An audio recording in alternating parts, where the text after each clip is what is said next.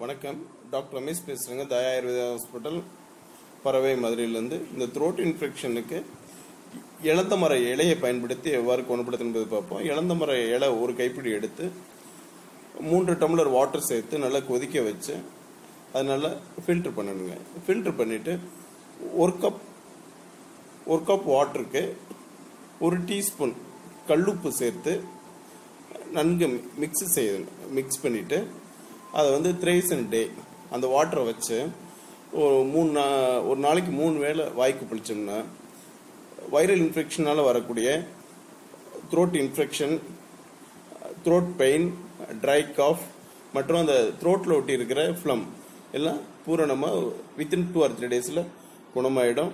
இது எல்லோரும் ரொம்ப சிம்பிளான வைத்தியம், ரெமெடி, ஹோம் ரெமெடி எல்லோரும் செஞ்சு பயன்பெற அன்புடன் கேட்டுக்கொள்கின்றேன்.